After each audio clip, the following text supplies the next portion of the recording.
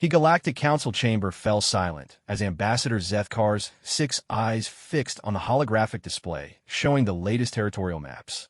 For 3 centuries, one region of space had remained untouched, unexplored, and completely avoided by every known civilization in the galaxy. The crimson borders marking human space stretched across 17 star systems, a void in galactic exploration that no species dared to breach. The humans, Zethkar began, his mandibles clicking nervously, have maintained complete isolation since first contact. Every diplomatic mission sent to their borders has been turned away. Every probe sent into their territory has been destroyed without warning. We know nothing about their true capabilities, their population, or their intentions.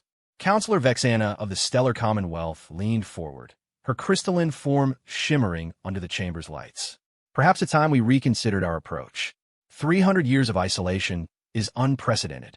No species in galactic history has maintained such complete separation from the greater community. The discussion that followed echoed conversations that had taken place countless times before. The humans remained the galaxy's greatest mystery, and their self-imposed quarantine had spawned thousands of theories, legends, and fears. Some believed they were a primitive species that had stumbled upon advanced technology. Others whispered they were ancient beings far beyond galactic understanding. The truth was that nobody knew, and that uncertainty had bred a galaxy-wide agreement to simply leave them alone. Captain Thrixel of the Hegemony Defense Force stood from his seat, his massive frame casting shadows across the chamber floor. My scouts report unusual energy signatures along the human border systems. Something is changing in their territory. We've detected massive construction projects, fleet movements, and what appear to be defensive installations being built at an unprecedented rate. The chamber erupted in concerned murmurs. For 3 centuries, human space had been completely static. No expansion, no exploration beyond their borders, no communication with the outside galaxy. If they were suddenly mobilizing, it could only mean one thing. They're preparing for war, whispered Counselor Mireth, her tentacles writhing with anxiety. Ambassador Zethkar raised his primary hand for silence. We cannot jump to conclusions. However, the Galactic Council must consider our options. If the humans are indeed preparing for military action, we need to know their intentions and capabilities. The debate continued for hours, but eventually a decision was reached. The Exploratory Fleet Designation 7 would be assembled under the command of Admiral Corthian, the most experienced military leader in the galaxy. Their mission would be simple in concept, but dangerous in execution. Cross into human space and make contact, gathering intelligence about human capabilities and intentions.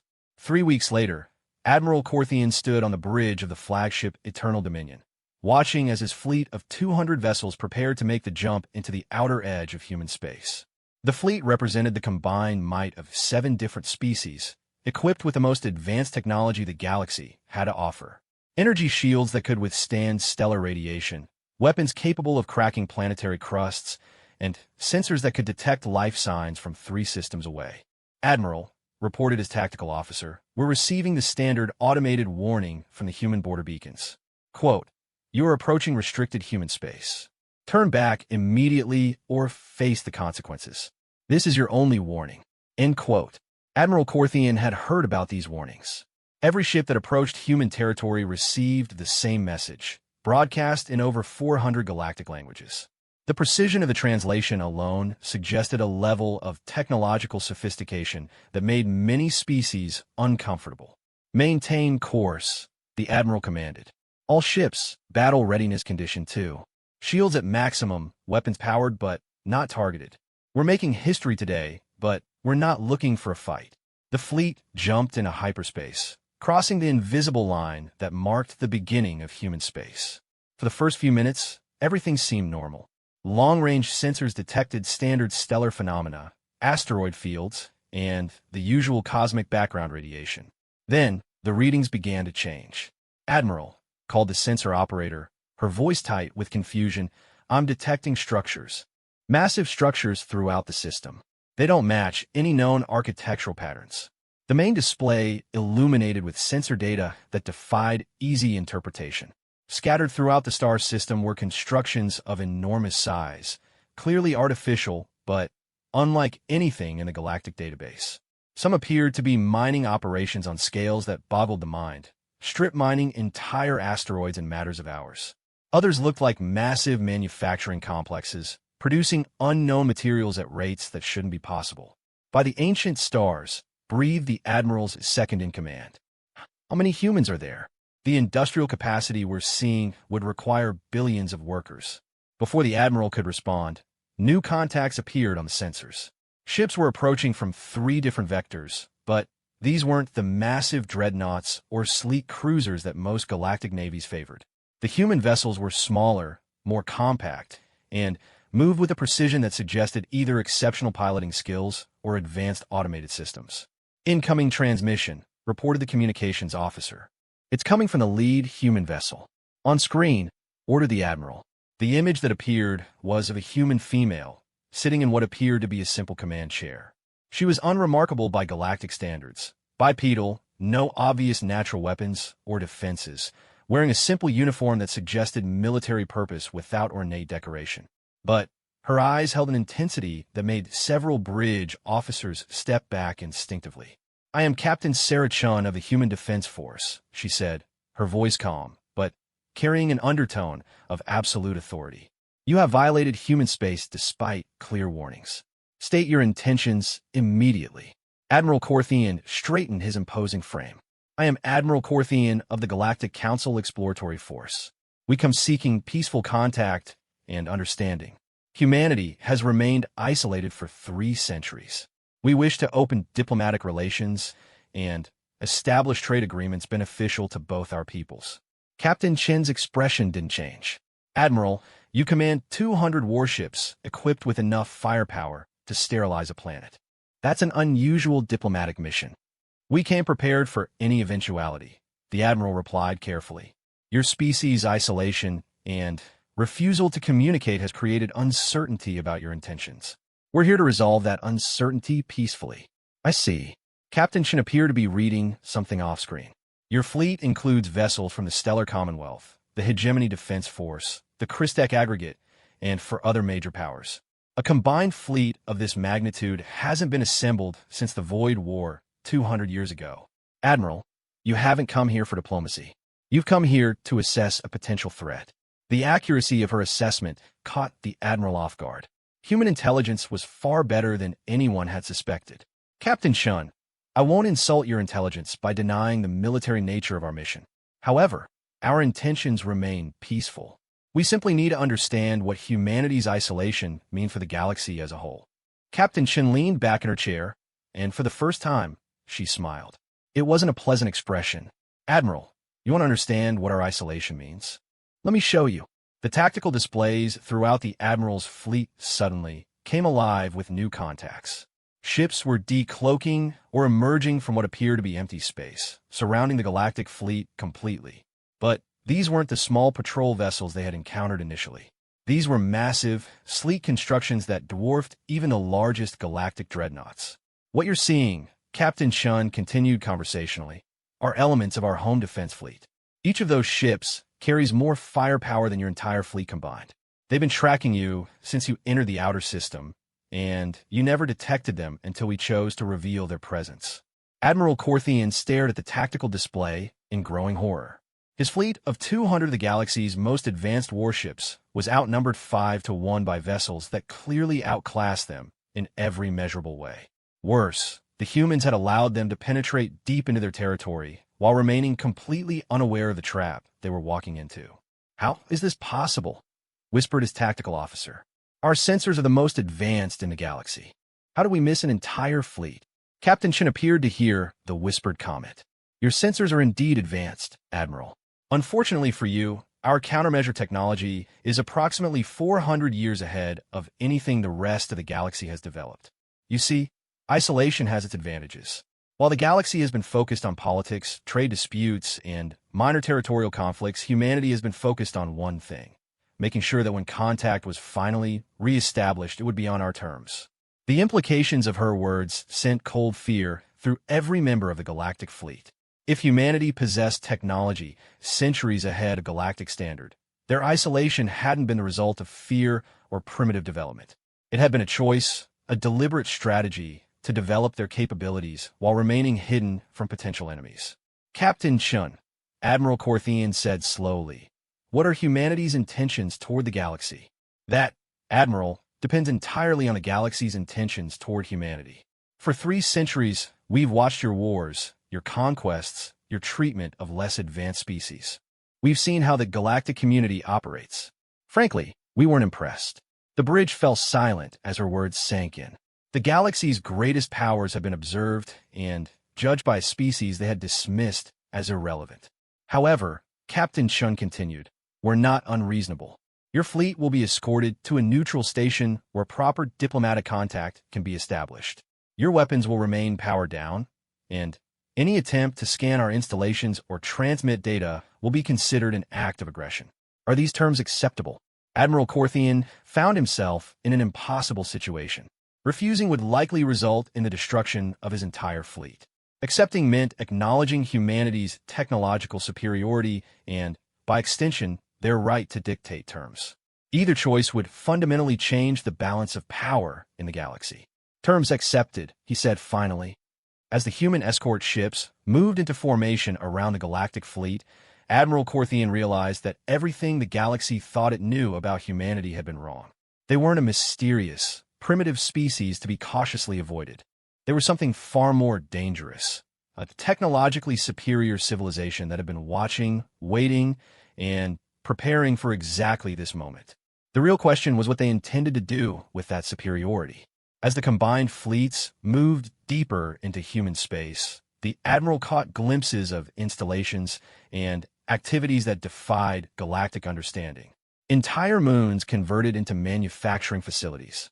Space elevators that stretched beyond the limits of his sensors. Energy readings that suggested industrial capacity on a scale that would require populations in the trillions.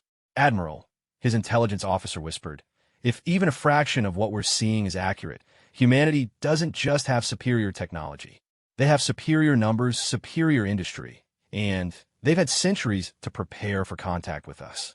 Admiral Corthian nodded grimly. The galaxy was about to learn that humanity's isolation hadn't been about fear or inadequacy.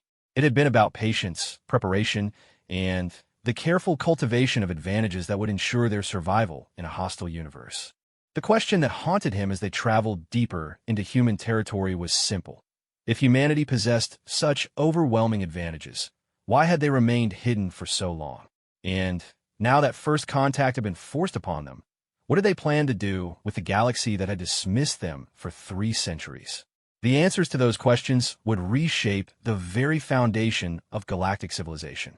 The diplomatic station that humanity had constructed for first contact defied every expectation Admiral Corthian had developed during his military career. Rather than the sterile, functional design typical of galactic military installations, the human facility resembled a work of art suspended in space. Graceful curves and flowing lines created a structure that seemed to grow organically from the cosmic void, yet sensor readings indicated it was constructed from materials harder than anything in the galactic database. "Permission to dock granted," came Captain Chen's voice over the communication system. "Admiral, you and a delegation of 12 may board the station. Your remaining vessels will maintain position under escort." As Admiral Corthian's shuttle approached the docking bay, he noticed details that reinforced his growing unease about human capabilities. The station's defensive systems were subtle, but unmistakable to a trained military eye. What appeared to be decorative elements were actually weapon emplacements capable of targeting multiple vessels simultaneously. The docking bay itself incorporated force field generators that could serve as both atmospheric containment and defensive barriers. The delegation that greeted them inside the station was equally revealing. 5 humans of varying ages and apparent specializations, all carrying themselves with the quiet confidence of individuals who knew they held every advantage in the coming negotiations. Leading them was an elderly human male who introduced himself simply as Director Harrison. "Admiral, welcome to humanity's first diplomatic station," Director Harrison said, gesturing toward a conference room whose transparent walls offered stunning views of the surrounding space. "Please be seated. I believe you have questions about our civilization." The conference room accommodated the various physiological requirements of the galactic species present, another sign of how thoroughly humanity had studied their visitors. As the delegates took their seats, Admiral Corthian struggled to formulate questions that wouldn't reveal the full extent of galactic ignorance about human society. Director Harrison, he began carefully, humanity's technological capabilities appear to exceed galactic standards significantly. How did your species achieve such advancement during your period of isolation? Director Harrison smiled, an expression that somehow managed to be both pleasant and deeply unsettling. Admiral, I think you're asking the wrong question. The question isn't how we advanced so quickly. The question is why the rest of the galaxy advanced so slowly. He activated a holographic display that showed a timeline of galactic history over the past 3 centuries. While galactic civilization has been focused on territorial expansion, resource extraction, and periodic conflicts over trade routes, humanity has been focused on fundamental research and development. We've had the luxury of concentrating our entire civilization's efforts on advancement rather than conquest. Counselor Vexana of the Stellar Commonwealth leaned forward, her crystalline structure resonating with nervous energy. Are you suggesting that the galaxy's political structure has hindered technological development? I'm stating it as fact, Director Harrison replied. Consider your own civilization. Counselor, how much of your industrial capacity is dedicated to military production? How many of your best minds are focused on developing better weapons rather than better solutions to fundamental problems? How much of your research is classified, preventing the free exchange of ideas that drives innovation? The accuracy of his observations struck home with uncomfortable precision. Every major galactic power devoted enormous resources to military preparedness, often at the expense of peaceful development. Humanity took a different approach. Director Harrison continued. We consolidated our entire species under a single government dedicated to long-term development.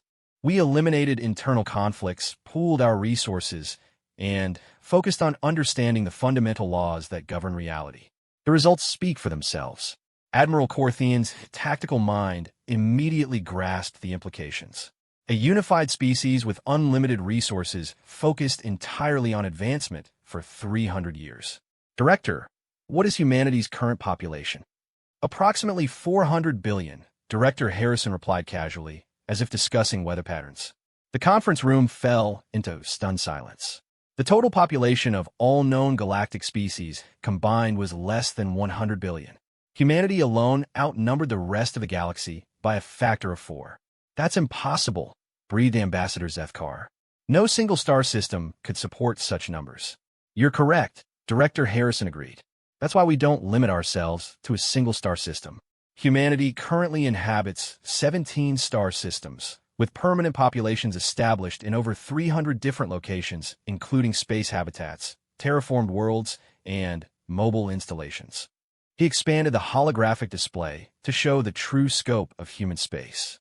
What the galactic powers had assumed was a small, isolated territory was actually a thriving interstellar civilization with industrial capacity that dwarfed the rest of the galaxy combined. Captain Thrixel of the Hegemony Defense Force struggled to process the information. The energy requirements alone, feeding 400 billion individuals, would require industrial capacity beyond anything we've ever imagined. Which brings us to the real reason for your visit, Director Harrison said, his tone becoming more serious. Admiral, your intelligence services have detected increased activity along our borders. You're concerned that we're preparing for military action against the galaxy. Admiral Corthian nodded reluctantly. There was no point in denying the obvious. Your concerns are justified, Director Harrison continued, causing every galactic delegate to tense. We are preparing for military action. However, not against the galaxy as a whole. We're preparing to defend ourselves against the Devourers. The name hit the conference room like a physical blow. The Devourers were the galaxy's greatest nightmare, an extragalactic threat that had been detected approaching from dark space 3 years earlier. Current projections suggested their arrival in approximately 50 years, giving galactic civilization time to prepare defenses that everyone privately believed would prove inadequate. You know about the Devourers? Admiral Corthian asked. Admiral, we've known about the Devourers for over a century, Director Harrison replied. Our deep space monitoring stations detected their presence long before galactic science identified the threat. We've been preparing for their arrival since before your current generation of leaders was born. The implications struck the delegates like a series of hammer blows. Not only had humanity been aware of the galactic threat decades before anyone else, they had been actively preparing countermeasures while the galaxy remained ignorant. What do you know about them? Counselor Miref asked, her tentacles writhing with barely controlled fear. Director Harrison's expression became grim. More than you want to hear. The Devourers aren't simply another hostile species, Counselor. They're machine intelligence that has consumed hundreds of galaxies over millions of years. Their technology is based on principles that make our own advancements look primitive. When they arrive, they won't negotiate, they won't consider surrender, and they won't leave anything alive. Then, why didn't you warn us? Admiral Corthian demanded. If you've known for decades that this threat was approaching, why maintain isolation while the galaxy remained unprepared?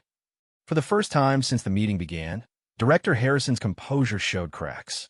Admiral, we tried.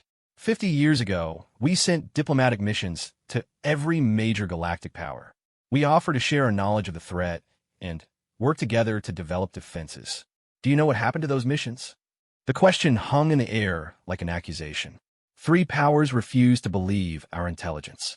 4 demanded that we prove our technological superiority by sharing our most advanced weapons technology before they would consider cooperation. 2 actually attempted to capture our diplomats for interrogation and study. The remaining powers expressed interest in our technology, but showed no concern whatsoever for the actual threat we were warning them about. The silence that followed was deafening. Every delegate present could imagine their respective governments' reactions to unsubstantiated claims from an unknown species about extragalactic threats. So we made a decision, Director Harrison continued. If the galaxy wasn't interested in cooperation, we would prepare alone. We spent the last 50 years developing weapons, defenses, and strategies specifically designed to combat the Devourers. We've built fleets that can engage machine intelligences using principles the galaxy hasn't even discovered yet. We've created defensive installations that can withstand attacks that would sterilize entire star systems. He reactivated the holographic display, showing human military installations throughout their territory. The scope was breathtaking. Entire moons converted into weapons platforms. Space habitats that doubled as mobile fortresses. Industrial complexes producing materials and technologies that existed nowhere else in the galaxy. But here's the problem, Director Harrison said, his voice carrying a weight that made every delegate lean forward. Our projections indicate that humanity alone, despite all our preparations, has approximately a 30% chance of survival when the Devourers arrive. The galaxy as a whole, unprepared and divided, has less than a 5% chance. The mathematics were stark and terrible. Even with humanity's overwhelming technological advantages, the threat they faced was so severe that their survival remained uncertain. What do you propose? Admiral Corthian asked quietly. Integration, Director Harrison replied. Not conquest, not domination, but full integration of galactic civilization under human leadership for the sole purpose of preparing adequate defenses against the Devourers. We're offering to share our technology, our industrial capacity, and our strategic knowledge. In return, we need the galaxy's resources, populations, and industrial capacity working toward a single goal. Counselor Vexana's crystalline form sparked with agitation. You're asking us to surrender our sovereignty to fight a threat that may not even materialize as predicted. Counselor, I'm asking you to choose between sovereignty and survival. Director Harrison replied bluntly. The Devourers will arrive whether you believe in them or not. When they do, political independence becomes irrelevant if everyone is dead. The delegates exchanged uncertain glances. The proposal was unprecedented. Never in galactic history had any species suggested complete integration of all civilizations under a single authority. What guarantees can you offer that human leadership wouldn't become permanent? Ambassador Zethkar asked. None. Director Harrison replied with brutal honesty. If we succeed in defeating the Devourers, humanity will possess technological and industrial supremacy that would make resistance futile. If we fail, the question becomes moot. I won't insult your intelligence by pretending otherwise. Admiral Corthian found himself facing an impossible choice. Accepting human terms meant the effective end of galactic civilization as it currently existed. Rejecting them likely meant the literal end of galactic civilization when the Devourers arrived. Director Harrison, you're asking us to trust humanity with the future of every species in the galaxy based on a threat that none of us fully understand, he said finally. Yes, Director Harrison agreed. Because the alternative is allowing every species in the galaxy to face extinction while divided, unprepared, and armed with technology that will prove useless against what's coming. He stood and moved to the transparent wall, gazing out at the human escort fleet that surrounded the galactic vessels. Admiral, your fleet represents the combined military might of 7 major powers. 200 ships carrying the most advanced weapons your civilizations can produce. Any one of the vessels escorting you could destroy your entire fleet without taking significant damage. The statement was delivered without boasting or threat, simply as a statement of fact.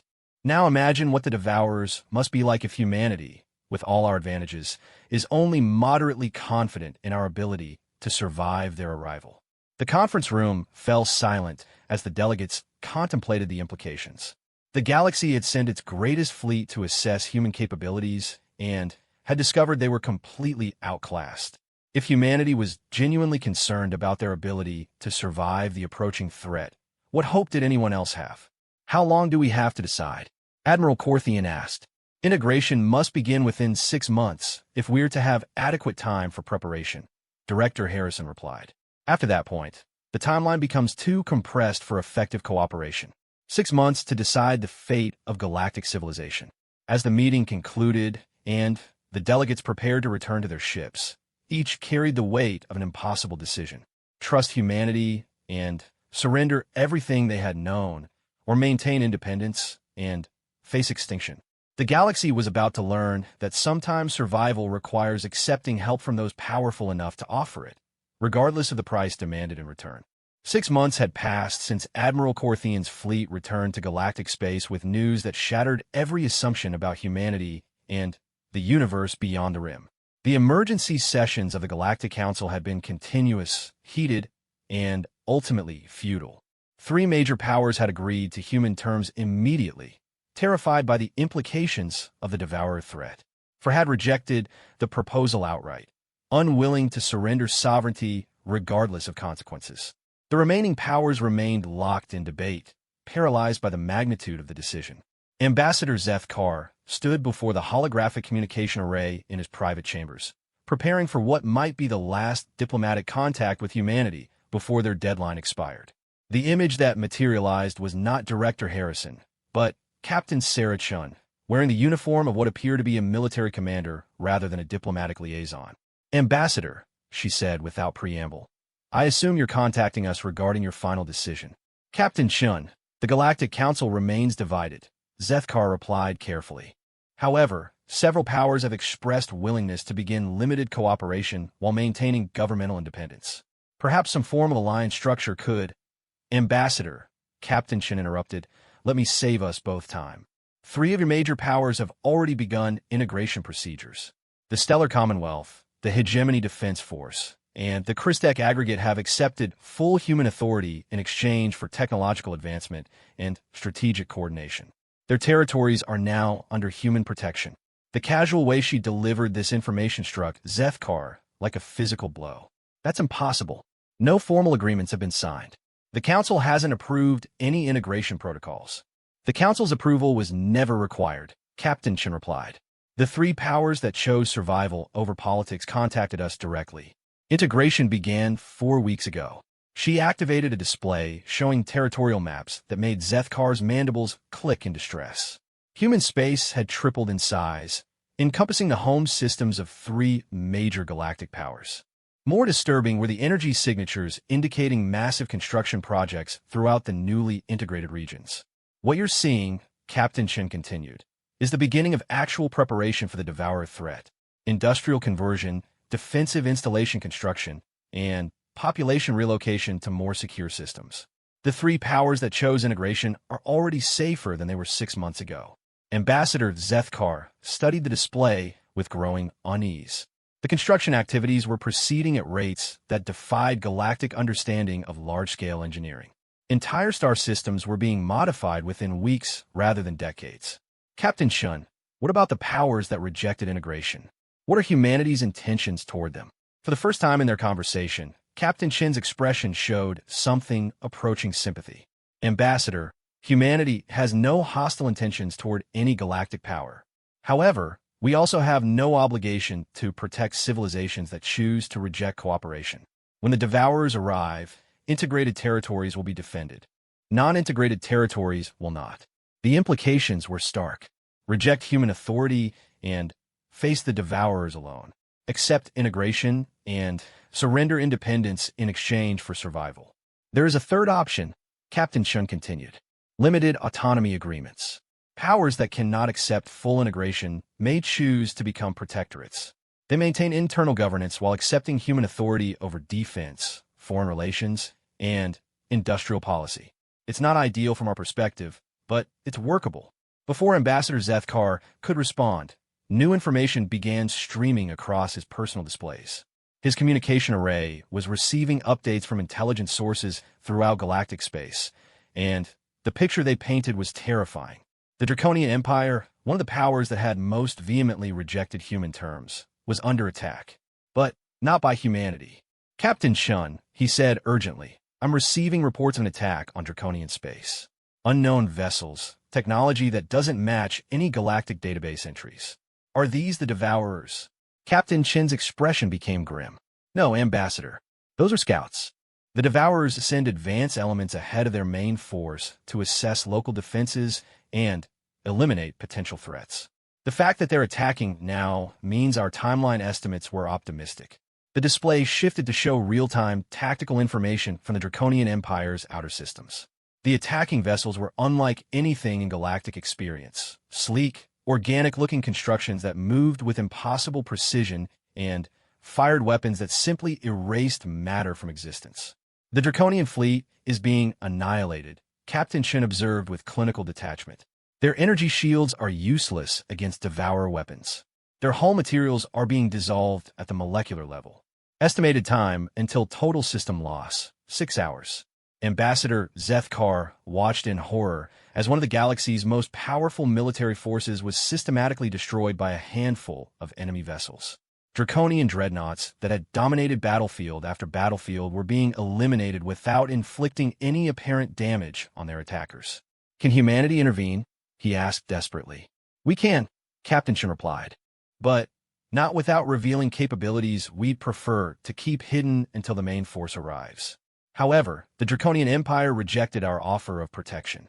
They chose independence over survival. We have no obligation to save them from the consequences of that choice. The cold calculation in her voice reminded Ambassador Zethkar that humanity had offered partnership to every galactic power. Those who had accepted were now under protection. Those who had refused were facing the consequences alone. Captain Shun, if those are merely scouts, what happens when the main force arrives? According to our deep space monitoring systems, the main Devourer fleet will arrive in approximately 18 months rather than the 50 years originally projected. The scout actions are accelerating their timeline. 18 months. The galaxy had gone from having 50 years to prepare to having less than 2 years, and most powers remained completely unprepared for a threat that was casually annihilating one of their strongest civilizations. As they spoke, the tactical display showed the final phase of the Draconian Empire's destruction. The attacking vessels had moved beyond simply eliminating military targets, and were now systematically sterilizing populated worlds. Billions of beings were dying while the galaxy watched helplessly. This is what the Devourers do, Captain Chin said quietly. They don't conquer. They don't negotiate. They don't leave survivors. They eliminate all organic life and consume the resources for their own reproduction. Every world they touch becomes a dead system that serves their expansion. Ambassador Zethkar forced himself to watch the genocide unfolding in real time.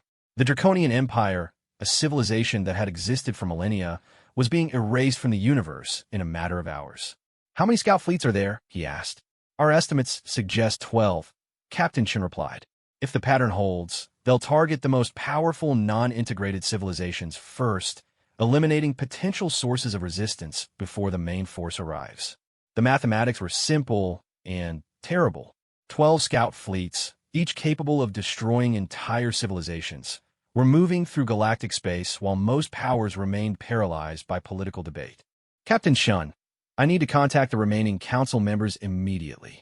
This changes everything. I hope so, Ambassador. But understand that our offer of integration expires in 72 hours regardless of circumstances.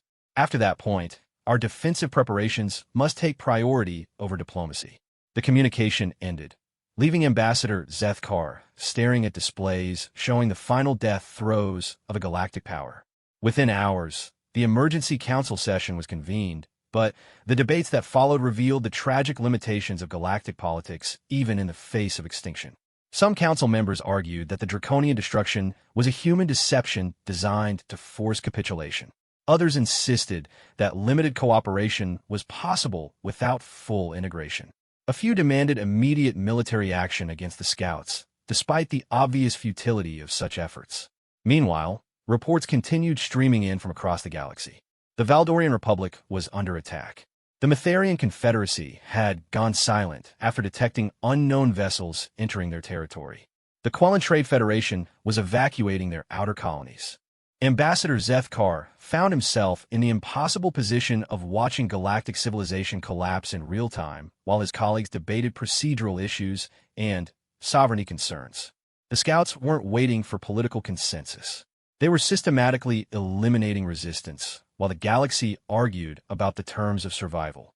On the second day of emergency sessions, a new communication arrived from Captain Shun. This time, her message was brief and final. Ambassador, 3 additional powers have requested immediate integration following the Scout attacks. 2 others have accepted protectorate status. The remaining powers have 24 hours to reach a decision.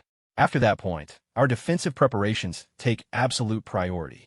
When the communication ended, Ambassador Zethkar realized that the galaxy, as he had known it, was already dead. The question was whether anything would be left alive when the transformation was complete.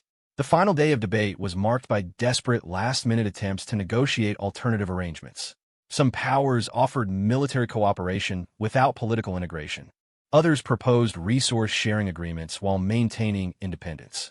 A few even suggested forming a counter-alliance to resist both human authority and devourer threats.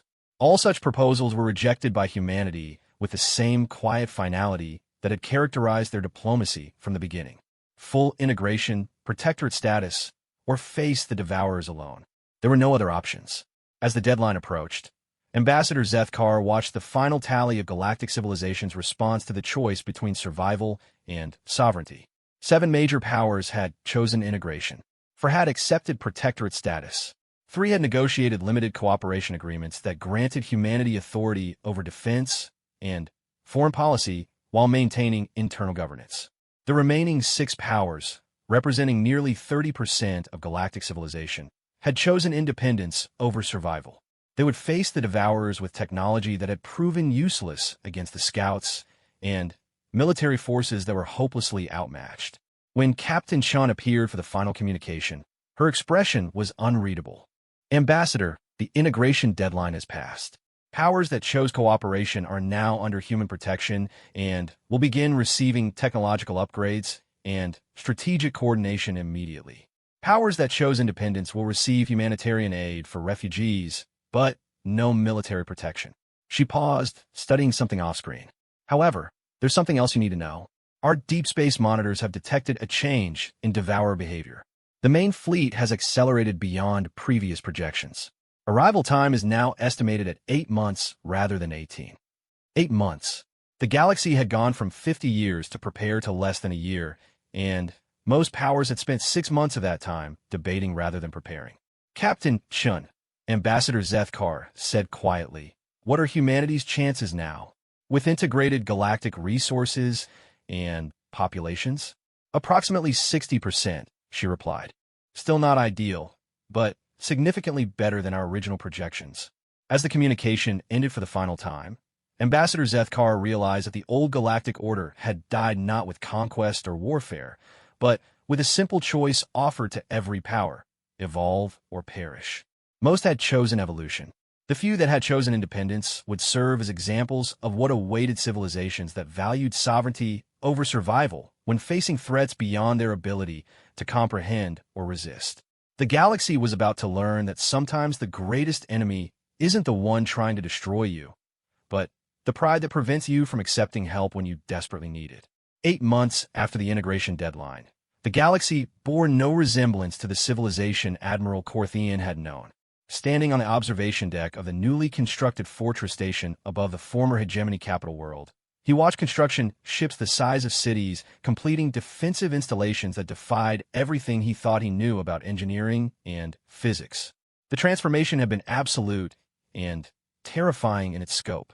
Human industrial ships had arrived in integrated systems within days of the deadline, bringing with them construction capabilities that reduced mountains to raw materials in hours and assembled installations spanning entire continents in weeks.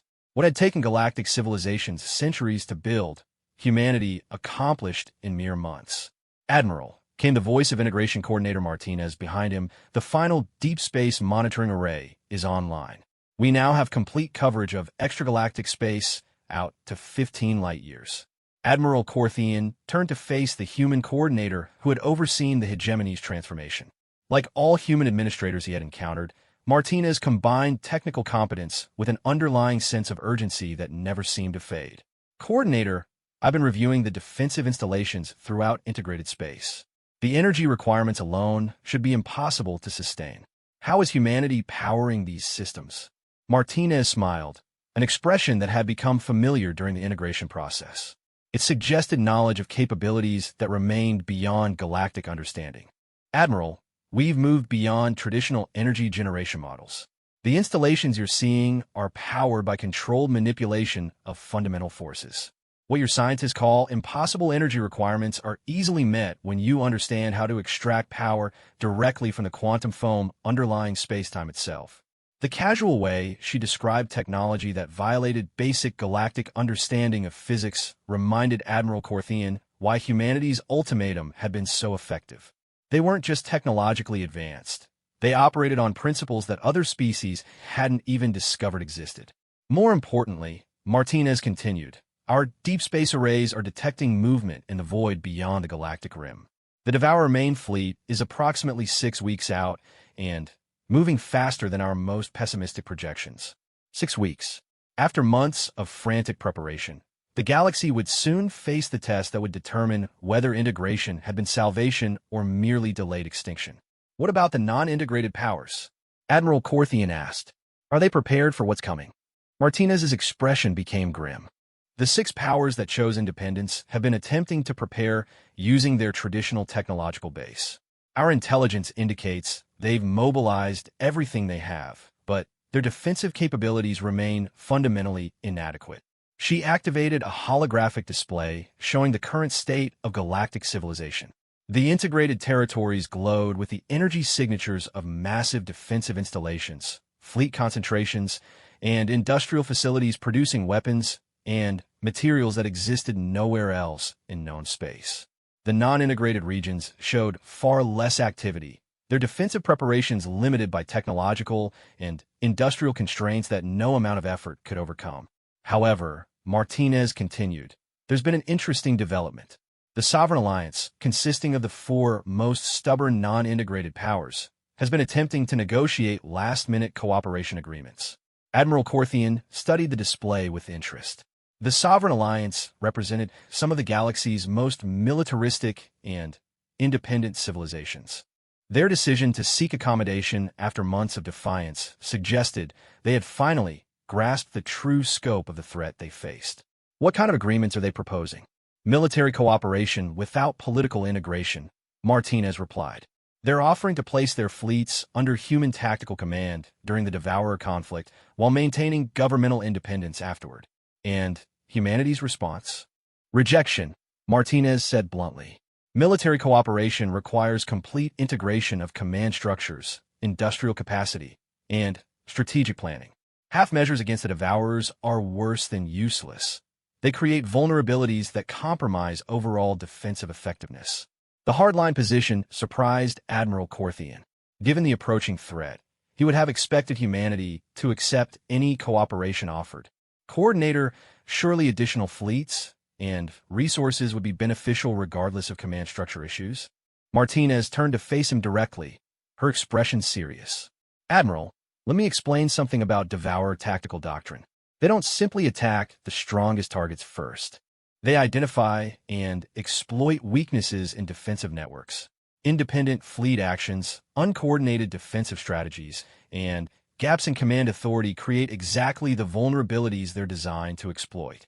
She expanded the holographic display to show tactical simulations of Devourer attack patterns based on data collected from the scout encounters.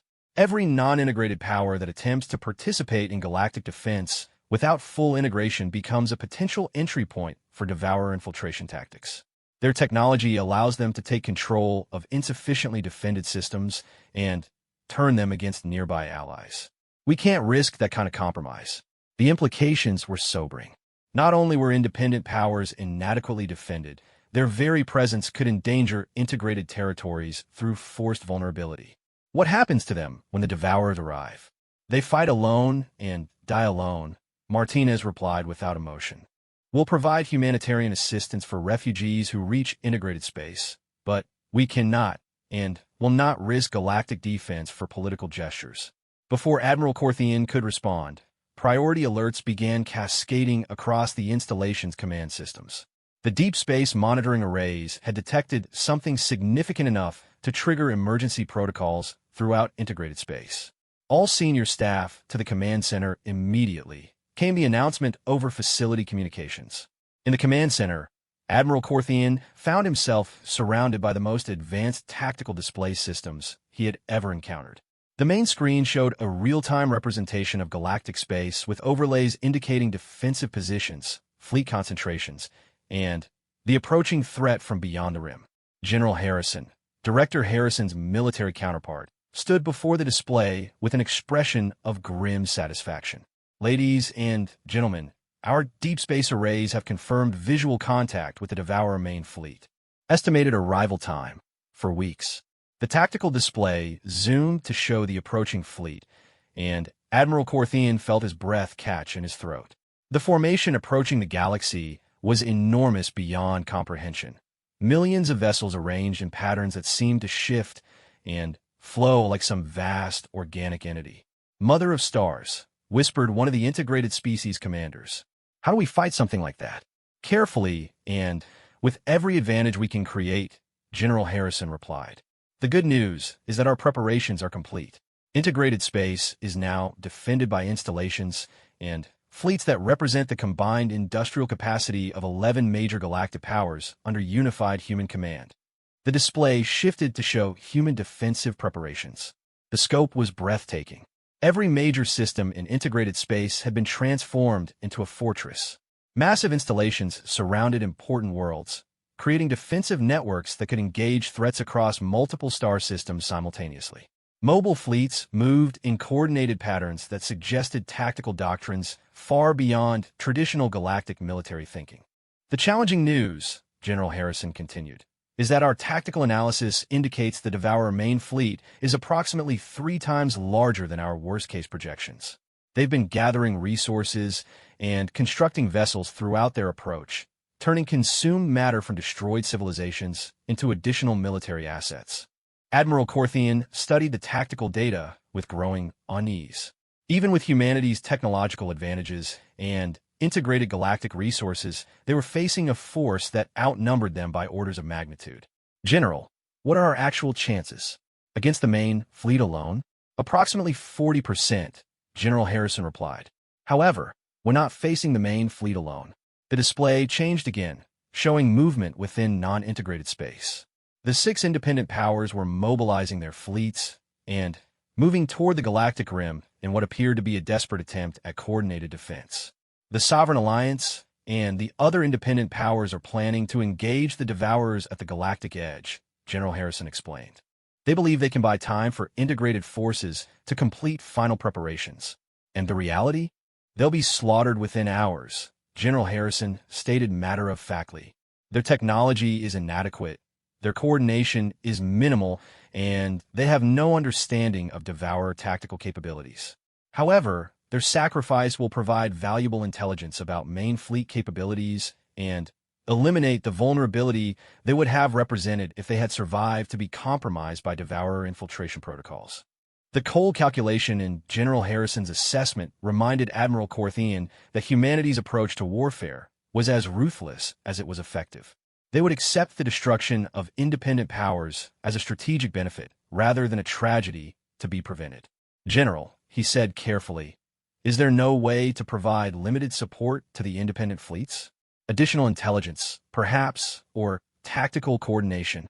"Admiral, we've provided all the assistance we can without compromising integrated security," General Harrison replied. "Independent powers were offered survival in exchange for integration. They chose independence. We cannot save people from the consequences of their own decisions, especially when attempting to do so endangers everyone who made better choices." As the briefing continued, Admiral Corthian realized that the approaching battle would determine more than just galactic survival. It would establish whether humanity's integration of galactic civilization had been a desperate necessity or a calculated conquest disguised as salvation. In 4 weeks, they would have their answer. The final weeks of preparation passed in a blur of activity that demonstrated the true scope of human capabilities. Admiral Corthian found himself assigned to the Integrated Fleet's command structure, working alongside officers from species that had historically been enemies but now served under unified human authority. The cooperation was remarkable and disturbing in equal measure. Ancient grudges and territorial disputes had been set aside completely in favor of survival against an existential threat. Species that had fought wars for centuries now coordinated seamlessly under human leadership, their traditional conflicts rendered irrelevant by the prospect of total extinction. "Admiral," came Coordinator Martinez's voice over his personal communication system, "final fleet positions are being established. You're assigned to Battle Group 7 under Captain Chen's direct command." Admiral Corthian acknowledged the assignment and prepared to take his place in humanity's grand design for galactic defense. As he traveled to his assigned position, he passed installations and fleets that represented the most formidable military force the galaxy had ever assembled. The question that haunted him was whether it would be enough. 3 days before the projected Devourer arrival, the independent powers engaged the approaching threat at the galactic rim. The battle was monitored by integrated forces through deep space sensors, and the results confirmed every one of General Harrison's predictions. The Sovereign Alliance and their allies were annihilated within 6 hours. Their weapons proved ineffective against Devourer defenses. Their coordination collapsed under assault by enemies that moved and fought with machine precision. Their sacrifice provided valuable tactical intelligence, but changed nothing about the approaching catastrophe. As the Devourer main fleet continued its approach toward integrated space, Admiral Corthian realized that the galaxy he had known was already gone. Whether humanity's new order would survive the approaching test remained to be seen, but the old civilization of independent powers pursuing their own interests had died with the last independent fleet at the galactic rim. Now came the real test. Everything humanity had built, everything they had promised, everything they had demanded in exchange for their protection will be proven or disproven in the coming battle. The galaxy was about to learn whether humanity's confidence in their ability to defend integrated space was justified or whether they had simply chosen a more organized way to face extinction. The Devourers entered integrated space like a force of nature made manifest. Admiral Corthian watched from the command bridge of the Integrated Fleet flagship as sensors tracked millions of enemy vessels flowing through the galaxy's outer systems in patterns that suggested intelligence beyond organic comprehension. Each ship in the vast armada moved with perfect coordination, their formations shifting and adapting to local conditions with mathematical precision. "All stations, this is command," came Captain Chen's voice across fleet communications. "Devourer main force has entered the outer detection grid. Estimated time to first contact, 6 hours. All battle groups move to designated positions and await engagement orders." Admiral Corthian studied the tactical displays with a mixture of awe and terror. The human defensive strategy had transformed integrated space into a series of overlapping kill zones, with massive installations providing covering fire for mobile fleets that could strike at enemy formations and withdraw before retaliation. The scope of the preparations was impressive, but the approaching enemy force seemed to dwarf everything the galaxy could muster. "Admiral," said Commander Vexena, her crystalline form flickering with nervous energy. The Devourer formations are unlike anything in our tactical databases. How do we engage an enemy that operates as a single organism? Before Admiral Corthian could respond, the tactical situation changed dramatically. The Devourer fleet had begun its attack, but not in the way anyone had expected. Instead of advancing on a broad front or concentrating on specific targets, the enemy force fragmented into thousands of smaller formations that moved through integrated space like liquid flowing around obstacles. They avoided heavily defended systems entirely, focusing instead on industrial installations, resource extraction facilities, and civilian populations in areas that defensive planners had considered secondary priorities. They're not trying to engage our fleets directly, observed Admiral Corthian with growing unease. They're targeting our infrastructure while avoiding our prepared defensive positions. Captain Chen's voice came over the command frequency, confirming his analysis. All battle groups, the enemy is employing distributed infiltration tactics rather than concentrated assault. They're attempting to starve our defenses by eliminating resource production and civilian populations. Implement Response Protocol 7 immediately. Admiral Corthian had reviewed Response Protocol 7 during the preparation phase, but seeing it implemented was entirely different from studying theoretical scenarios. Throughout integrated space, mobile defensive installations began moving from their prepared positions to intercept Devourer infiltration forces. The carefully planned defensive networks dissolved as human commanders adapted to enemy tactics that had been anticipated but never fully appreciated. This is why integration was necessary. Captain Shun continued over a direct communication link. Traditional galactic military doctrine focuses on defending fixed positions and controlling territory. The Devourers don't care about territory. They care about resources and population. Every civilian installation they eliminate reduces our long-term capacity to maintain resistance. The wisdom of human strategic planning became apparent as Admiral Corthian watched the battle develop. The integrated fleets weren't trying to hold specific systems or protect particular installations. Instead, they were engaged in a complex dance of interception and redeployment designed to minimize Devourer resource acquisition while maximizing damage to enemy forces. Battle Group 7. You have Devourer infiltrators approaching the Hegemony Industrial Complex, came the tactical update. Intercept and eliminate before they can begin resource extraction. Admiral Corthian's formation moved to engage, and he got his first direct experience with Devourer capabilities. The enemy vessels were sleek, organic-looking constructions that moved with impossible grace through space.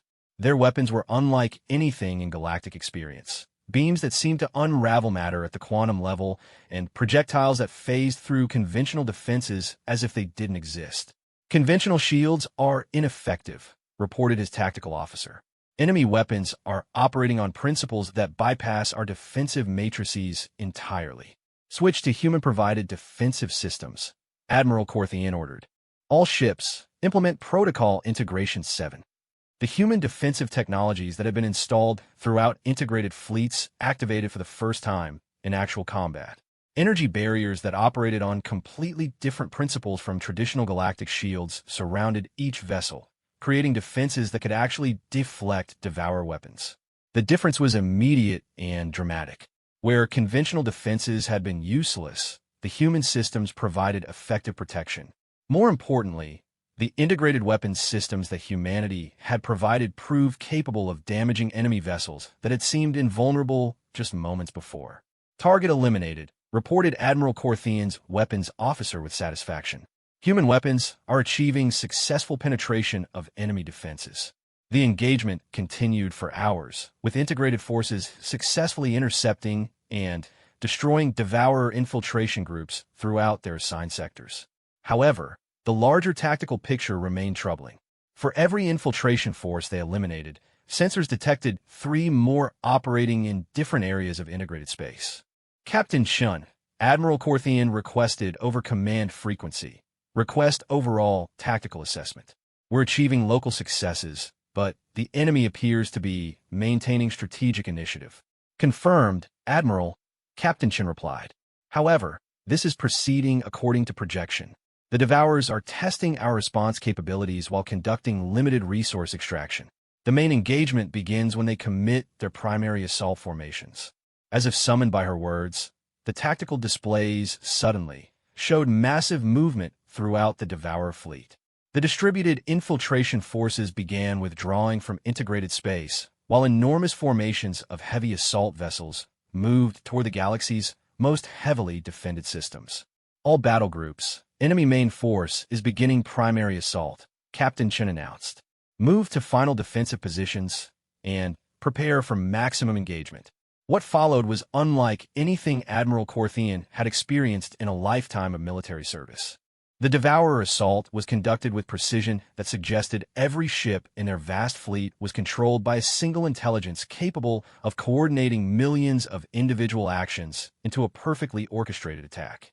Wave after wave of enemy vessels struck at integrated defensive positions with weapons that challenged the fundamental laws of physics. They deployed devices that created gravitational anomalies capable of crushing entire installations, energy fields that converted matter directly into exotic particles, and swarm intelligences that could take control of poorly defended systems and turn them against their former owners. The integrated defenses responded with equal sophistication. Human installations created defensive fields that redirected enemy weapons back at their sources. Integrated fleets deployed weapons that targeted the quantum-level communication systems the Devourers used for coordination. Most impressively, humanity revealed defensive technologies that could actually shut down Devourer vessels by severing their connections to the controlling intelligence. Admiral, we're receiving tactical updates from Command, his communications officer reported. Integrated forces are achieving a 70% success rate in defensive engagements. Enemy assault waves are being repelled with acceptable losses. Admiral Corthian studied the battle reports with amazement. Not only were integrated forces surviving the Devourer assault, they were actually winning. The technological advantages that humanity had developed during their centuries of isolation were proving decisive against enemies that had destroyed hundreds of other galaxies. However, the most remarkable aspect of the battle was the coordination between formerly independent species. Admiral Corthian found himself working seamlessly with commanders from civilizations that had been enemies just months before. The integration process had created something unprecedented in galactic history, a truly unified military force capable of responding to threats that no individual species could have faced alone. Battle Group 7, enemy heavy assault formation approaching your sector, came the update from Command. You are authorized to deploy Protocol Omega weapons systems. Admiral Corthian had wondered when humanity would reveal their most advanced capabilities. Protocol Omega represented weapons that operated on principles so advanced that even integrated forces had been given only theoretical briefings about their operation. All ships, arm Omega systems, he ordered. Target the approaching assault formation. What happened next challenged every assumption about the fundamental nature of reality. The Protocol Omega weapons didn't fire projectiles or energy beams. Instead, they seemed to edit the local laws of physics, creating zones where enemy vessels simply ceased to exist. Entire formations of Devourer assault ships disappeared as if they had never been constructed. "My God," whispered his tactical officer. "They're deleting matter from the universe itself." The deployment of humanity's ultimate weapons marked the turning point in the battle. Devourer formations that had seemed unstoppable were eliminated wholesale by weapons that operated beyond the comprehension of either attackers or defenders. The vast enemy fleet that had appeared invincible began retreating from integrated space, leaving behind debris fields that would puzzle scientists for generations. All battle groups, enemy main force is withdrawing beyond the galactic rim, Captain Chen announced. Pursuit is not authorized. Maintain defensive positions and await further orders. As the immediate threat receded, Admiral Corthian realized that the galaxy had just witnessed something unprecedented in cosmic history. For the first time since their expansion began millions of years ago, the Devourers have been not just resisted, but actually defeated by their intended victims. "Admiral," came Coordinator Martinez's voice over his personal communication system. "Congratulations. Integrated forces have achieved total victory over the Devourer threat. Casualties were within acceptable parameters, and enemy forces have withdrawn completely from galactic space. The victory was absolute and devastating in its implications. Humanity had not only protected integrated space, but had done so with capabilities that made them the undisputed masters of galactic civilization. No power that had witnessed the battle could possibly challenge human authority after seeing weapons that could delete matter from existence deployed as casually as conventional artillery. Coordinator, Admiral Corthian said carefully, "What happens now? The Devourer threat is eliminated, but humanity's technological supremacy is beyond question." "Now, Admiral, we begin the real work," Martinez replied. "Defending the galaxy was just the first step. Our long-term goal is to ensure that threats like the Devourers can never again endanger any civilization. That requires expanding our defensive capabilities beyond this galaxy and establishing humanity as the protective authority for an entire galactic cluster." The scope of humanity's ambitions was breathtaking. They weren't content with simply defeating the Devourers or controlling a single galaxy. They intended to become the dominant force in local galactic group, ensuring that no civilization would ever again face extinction from external threats. "And the integrated powers?" Admiral Corthian asked. "What's our role in this expansion?" "Essential," Martinez replied. "Humanity needs the diversity, creativity, and unique perspectives that other species provide. Integration isn't about human dominance. It's about creating a civilization capable of defending itself against any possible threat. Every species that chooses to be part of that civilization benefits from protection and advancement that would be impossible alone." As Admiral Corthian considered her words, he realized that the choice between integration and independence had been far more significant than anyone had understood. The species that had chosen integration had become part of something unprecedented, a truly galactic civilization capable of defending itself against threats that had destroyed countless other galaxies. Those who had chosen independence had died as they had lived alone.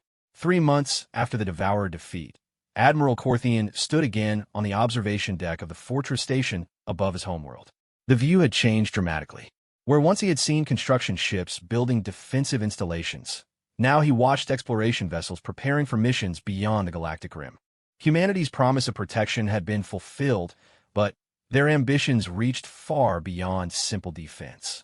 The galaxy had learned that isolation could provide advantages beyond imagination when used wisely, that unity could create strength greater than the sum of its parts, and that sometimes the greatest threats came not from visible enemies, but from the pride that prevented cooperation in the face of extinction.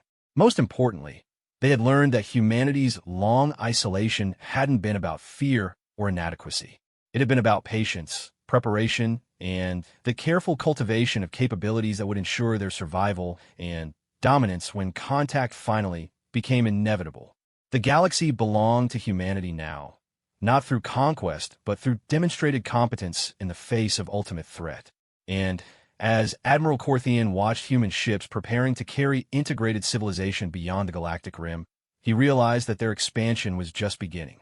The universe was vast, ancient, and filled with threats that no single species could face alone. But humanity had proven that isolation followed by integration could create something capable of surviving anything the cosmos might offer.